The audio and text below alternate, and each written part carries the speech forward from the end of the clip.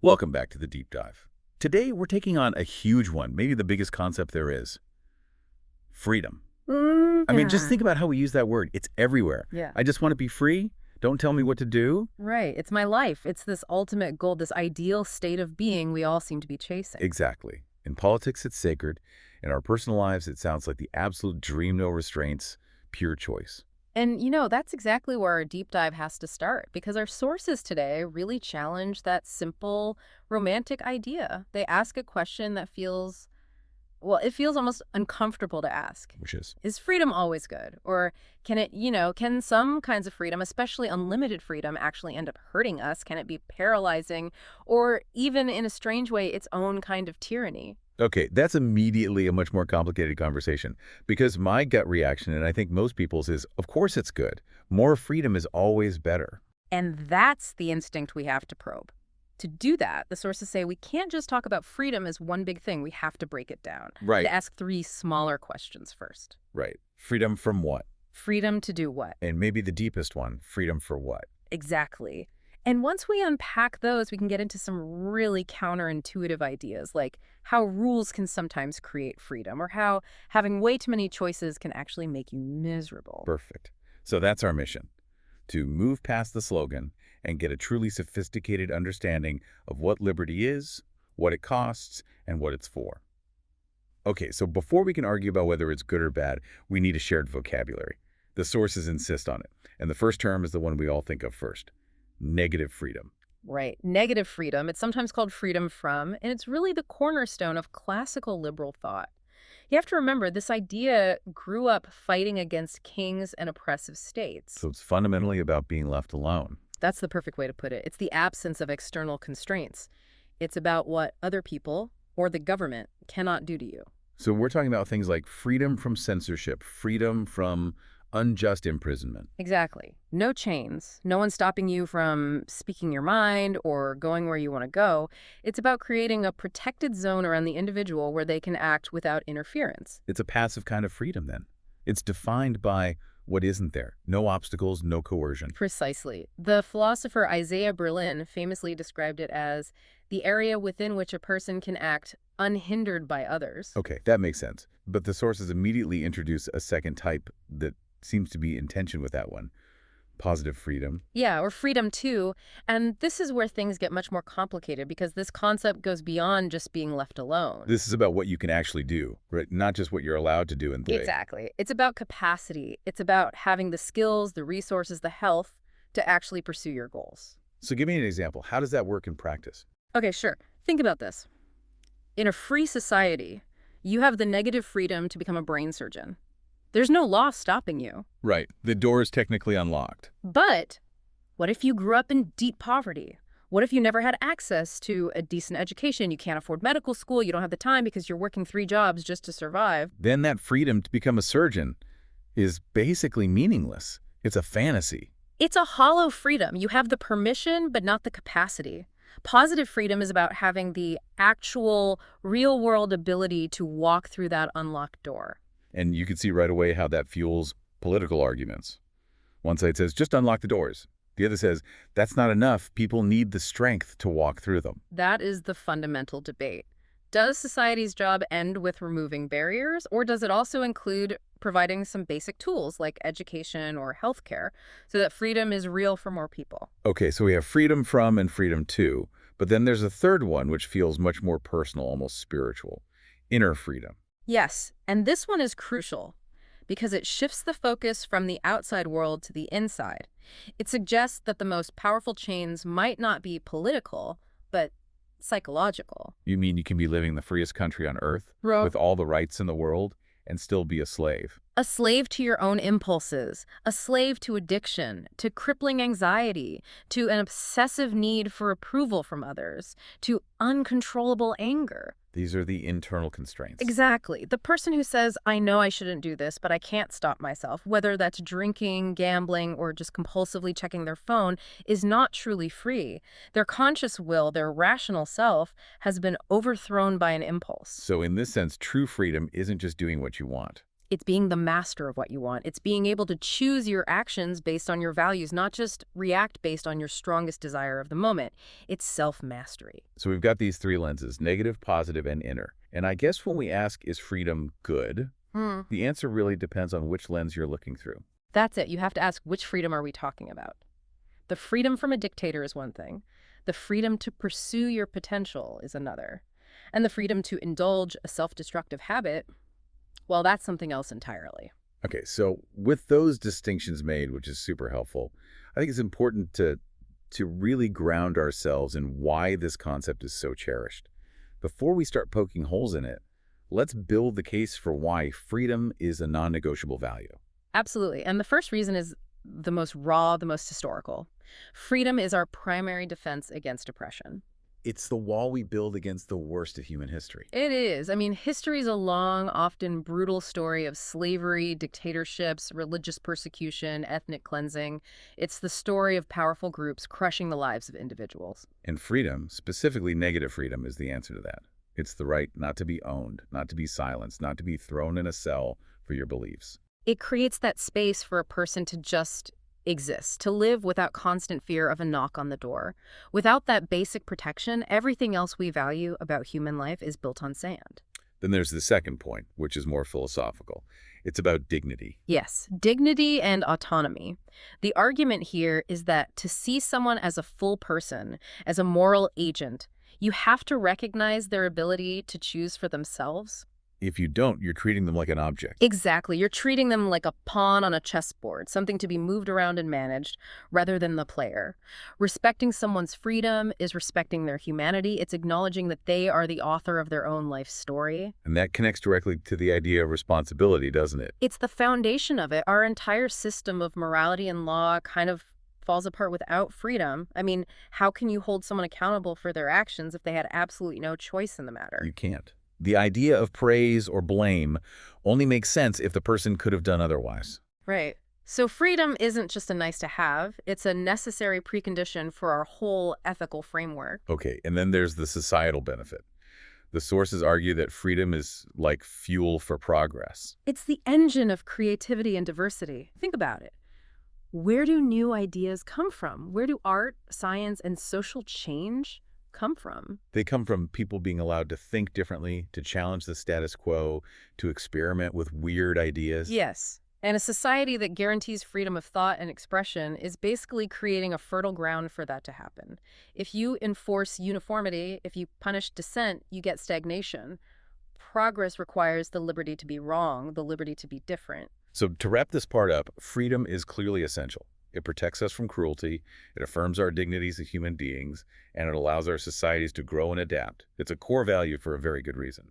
A very good reason. But, and this is the pivot we have to make now, that doesn't automatically mean that more freedom in every possible direction is always better. And that's where the limits come in. Right.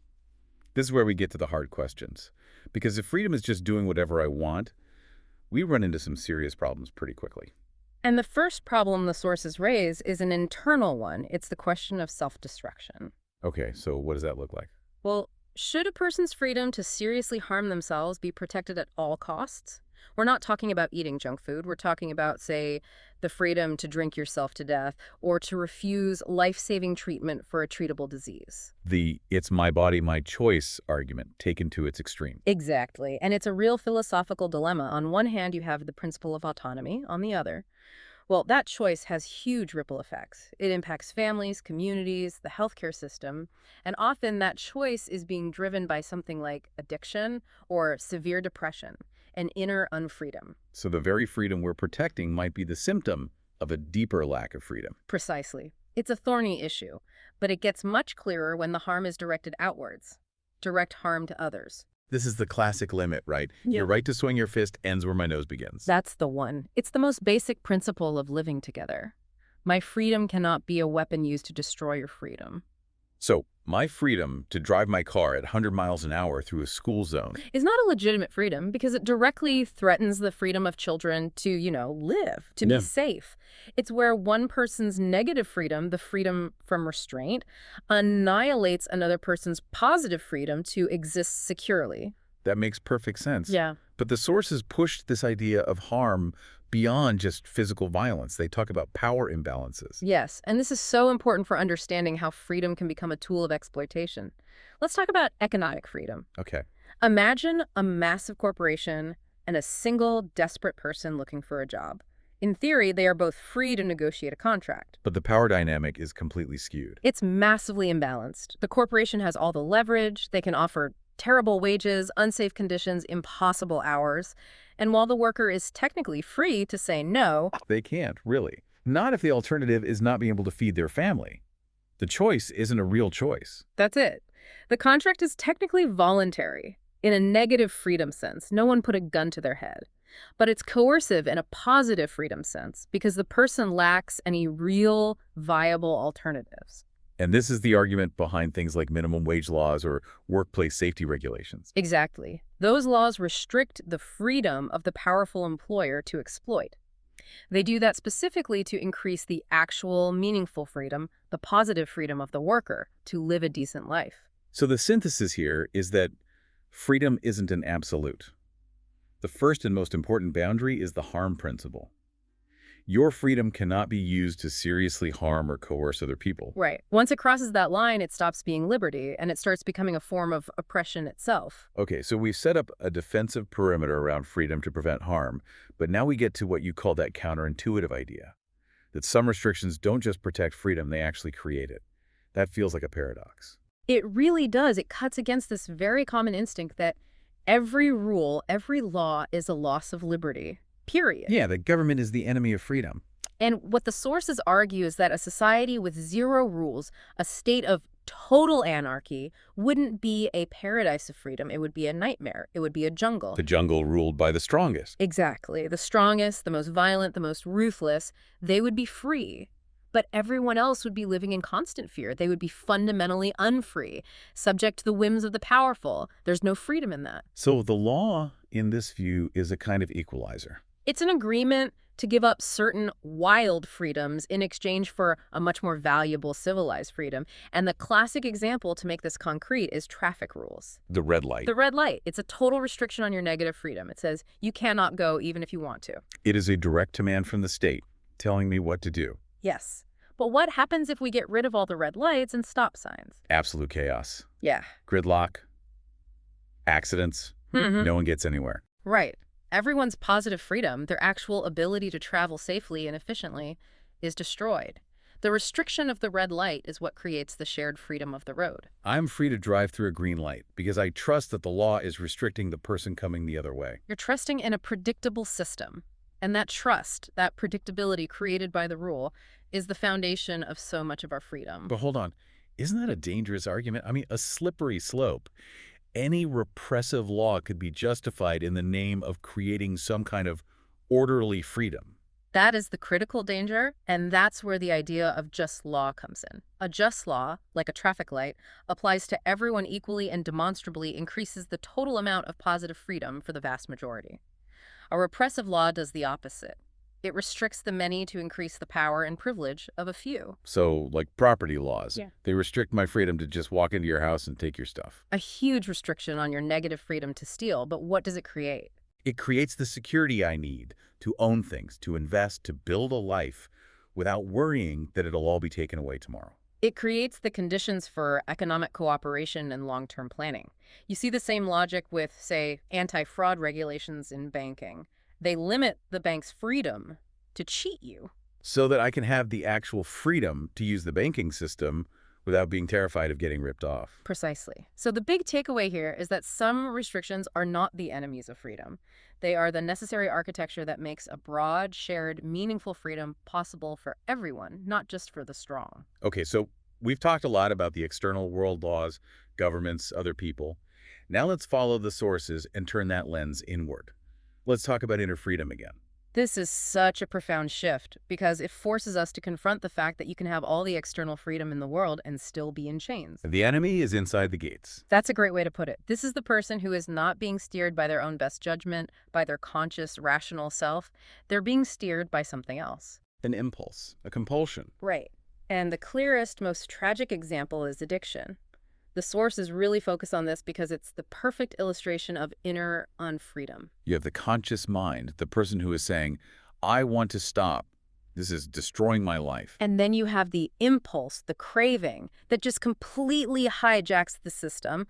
The person acts against their own stated will. They're literally not in control. They want to be free, but they can't. The initial freedom to choose to use a substance leads to the complete loss of freedom to choose to stop. It's the ultimate trap. And it proves that freedom isn't just about having choices. It's about having the inner capacity to make a choice and stick to it. And this isn't just about substance addiction. The sources point to other things, like an obsessive need for approval. Oh, absolutely. This is a huge one in the modern world. Think about the person who is terrified to say what they really think or pursue a passion because they're constantly asking, what will people think? Will they like me? Their actions are held hostage by the imagined judgment of others. Yes. They're not living their own life. They're performing a version of their life that they hope will get applause. That is a kind of prison. The rise of social media has, for many people, made that prison much, much larger. And then there are just the raw emotions, like rage or jealousy, when someone says, I wasn't myself, or I just saw red. They are admitting in that moment that their rational self was unseated. An ancient, powerful emotion took the throne and acted for them, and the result is almost always regret. So this leads to a completely different definition of what true freedom is. A much older one, from the Stoics and other wisdom traditions. It's not about doing what you want, because your wants can be foolish, destructive, or contradictory. So what is it then? It's being able to want wisely. It's the freedom to act in alignment with your deepest values and your best judgment, even when a powerful impulse is screaming at you to do the opposite. It is, in a word, self-governance. Which paradoxically often requires self-restraint, requires discipline, saying no to yourself. That is the great paradox of inner freedom. The short-term discipline, which feels like a restriction, is the very thing that buys you long-term authentic freedom. You have to chain the wolf of impulse so that the shepherd of reason can be free to guide the flock. If that inner battle is an ancient one, the sources also point to a very, very modern problem. A problem that comes not from a lack of freedom, but from having way, way too much of it. Yes, the paradox of choice. This is a huge psychological finding of the last few decades. In wealthy modern societies, we've maximized negative freedom, the freedom to choose, to such a degree that it's actually starting to make us miserable. We're free, but we're overwhelmed. Overwhelmed and paralyzed. When the number of options is functionally infinite, the act of choosing becomes a source of anxiety, not empowerment. I think everyone listening has felt this. You open Netflix and scroll for an hour without watching anything because there are just too many options. That's the classic example. But think about it on a bigger scale. Career paths. There used to be a handful of stable careers. Now, there are tens of thousands of potential jobs, gigs, side hustles. Or even dating. With apps, there's a perception of an endless supply of potential partners. Right. And the psychological result is what's called choice paralysis. You get so terrified of making the wrong choice from this infinite menu that you end up making no choice at all. You stay stuck. Because the stakes feel so high. With so many options, you feel like you have to find the absolute, mathematically perfect one. And that leads to the second problem, constant nagging regret. The sources highlight this. Every choice you make means actively rejecting thousands of other possibilities. And your brain just can't let go of the what-ifs. What if that other career path would have been better? What if I'd swiped right on that other person? This creates a mindset of what psychologists call a maximizer. The maximizer is obsessed with finding the absolute best, and as a result, they're rarely satisfied with what they have. They're always comparing it to a hypothetical, perfect alternative. Which sounds exhausting. And like a recipe for unhappiness. It is. The joy of the thing you chose is poisoned by the ghost of all the things you didn't. So what's the solution here? It seems like the only way out is to have fewer choices, to limit your own freedom. In a way, yes. The solution is commitment. It's about consciously deciding on your values and your priorities and using them as a filter to cut through the noise. When you commit to a partner or a career or a community, you are voluntarily closing the door on other options. And that, paradoxically, frees you up. It frees you to actually live your life, to go deep in one area, instead of staying on the surface of 1,000 possibilities. Sometimes the most liberating thing you can do is make a choice and decide that it's good enough. Okay, that brings us full circle back to those 3 questions we started with. We've talked a lot about freedom from government, from our own impulses, but this idea of commitment really points to that final, crucial question. What is freedom for? Yes. What is the purpose of it all? If all we do is remove obstacles, what happens next? It's not enough to just open the cage door. Right. If the bird's wings are broken, opening the door doesn't really help. It lacks the positive freedom, the capacity to fly. And if we think about people, if you release someone from prison, you've given them negative freedom. But if you don't give them any support, any skills, any way to rejoin society, their freedom is a brutal, empty thing. So freedom isn't just about having the opportunity. It's about having the capacity to seize it. Yeah. And often, building that capacity requires a period of, well, unfreedom, of discipline. The musician is the perfect example from our sources. Think of a virtuoso jazz pianist. Okay. The freedom they have on stage is breathtaking. They can improvise, create something new and beautiful in the moment. It's the picture of creative liberty. It seems effortless. But how did they get there? They got there through years, maybe decades, of intensely disciplined, unfree practice, scales, music theory, drills, for hours and hours a day. They accepted a huge restriction on their short-term freedom to do whatever they wanted. Exactly. They sacrificed that lesser freedom to unlock a much higher, more profound freedom later on, the freedom of mastery. And the sources say this applies to being a citizen, too. Absolutely.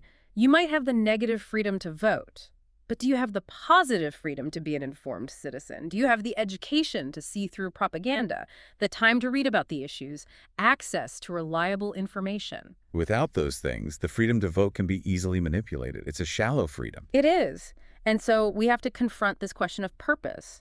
If we fight for freedom but can't answer what it's for, is it for seeking truth, creating beauty, building community, pursuing justice?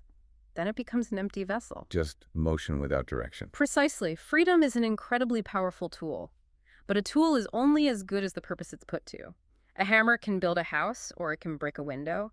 The hammer itself isn't good or bad. Its value depends entirely on its use. That feels like the perfect segue into our final section, which is about putting this all together in the real world. Because we don't live alone on islands. We live together, and our freedoms are constantly bumping into each other. Constantly. This is the messy reality of shared freedom. My freedom and your freedom are always in negotiation, always in conflict. Give us some simple examples. Well, your freedom to play loud death metal at 3 a.m. runs directly into my freedom to sleep. Right. A factory's freedom to cut costs by dumping waste into a river collides with the community's freedom to have clean drinking water and a healthy environment. So in every one of these cases, society has to make a choice. It has to weigh one freedom against another. We have to. And the guiding principle we keep coming back to is the harm principle.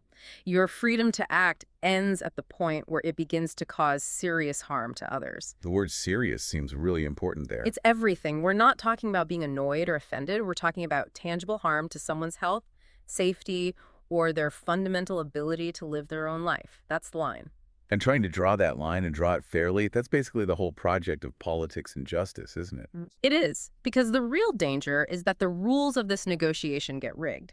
The question can't just be, how do we manage conflict? It has to be, how do we make sure freedom isn't just a privilege for the rich and powerful? If the laws are written in a way that protects a corporation's freedom to pollute, but not a community's freedom to be healthy, then it's not a system of liberty. It's a system of privilege disguised as liberty. The freedom of the strong becomes the oppression of the weak. So a just society has to be constantly asking, how do our rules distribute freedom? Are we just removing chains from those who are already strong?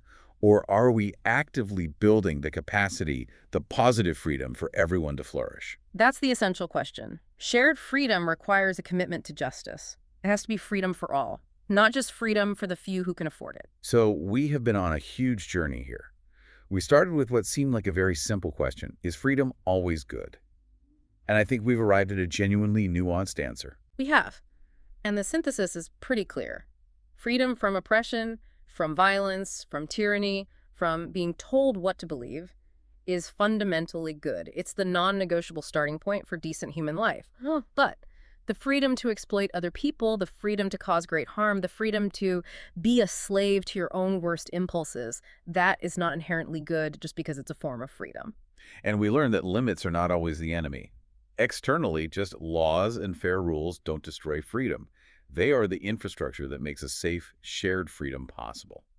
And internally, self-discipline isn't a burden. It's the tool we use to achieve inner freedom from our own compulsions, which is arguably the most important freedom of all. So freedom is this incredibly powerful, incredibly precious thing, but it can't stand on its own. It needs qualifiers. Exactly. Our sources put it beautifully. Freedom without wisdom is just chaos. Freedom without love or empathy becomes pure selfishness.